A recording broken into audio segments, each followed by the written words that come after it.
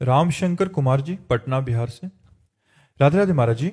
महाराज जी, प्रेम लक्षणा भक्ति को पाने के लिए साधक का दिनचर्या कैसा होना चाहिए और कौन कौन से दोष या अपराध से उसको बचना चाहिए? पहली बात तो प्रेम लक्षणा भक्ति प्राप्त करने के लिए सदगुरु की शरण। राम कृपा नासै सब रोगा, जब यही भांति बने संयोगा। सदगुरु वैद्य वचन विश्वासा, और संयम यह न विषय के आशा। पहली बात तो भगवान की विशुद्ध कृपा उस पर होती है जो प्रेम लक्षणा भक्ति के मार्ग में चलना चाहता है। प्रथम हृदय श्रद्धा जो करे, आचार्यजन जाई अनुसरे, जहां जहां हरिवंश के। जो प्रेम लक्षणा भक्ति के आचार्य हैं, पहले उनकी शरण होनी चाहिए। अगर हम आचार्यों की शरण में नहीं हैं तो भगवत प्रेम लक्षणा भक्ति का प्रादुर्भाव होना असंभव है। इसीलिए कहा प्रथम हृदय श्रद्धा जो करे। जो प्रथम हृदय में इस बात पर श्रद्धा कर ले कि बिना आचार्य कृपा के प्रेम लक्षणा भक्ति प्राप्त होना असंभव है। जैसे हमें सहचरी भाव की उपासना करनी है, सहचरी भाव का प्रेम प्राप्त करना है, तो स्वामी हरिदास जी महाराज, हरिवंश महाप्रभु जी, हरिराम व्यास जी, ये महापुरुष प्रकट हुए हैं इसी भाव को प्रकट।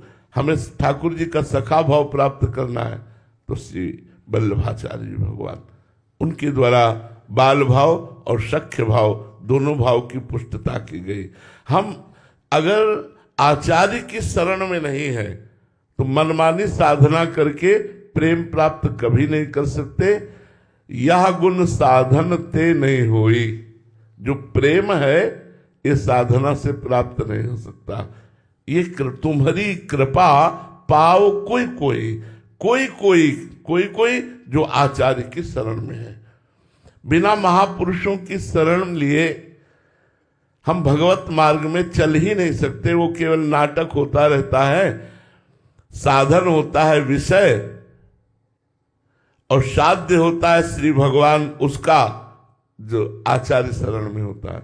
जो मनमानी आचरण करता है तो साध्य बन जाता है विषय और साधन हो जाते हैं भगवान।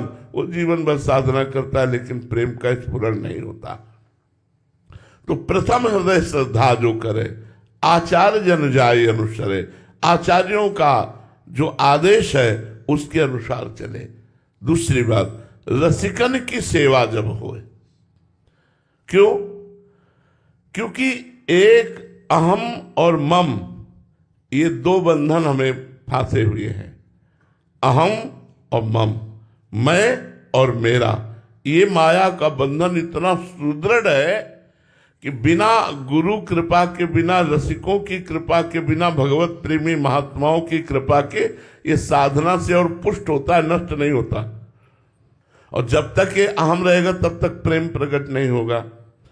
अहमता और ममता, ये दो बातें इतनी जोर की हैं कि ये अगर पलट जाए दोनों, प्रभु की तरफ हो जाए तो हमारी बात बन जाए। एक अहमता ममता ये जग में है दुखदाई, और ये जब श्री जी की ओर लगे तो होत परम सुखदाई।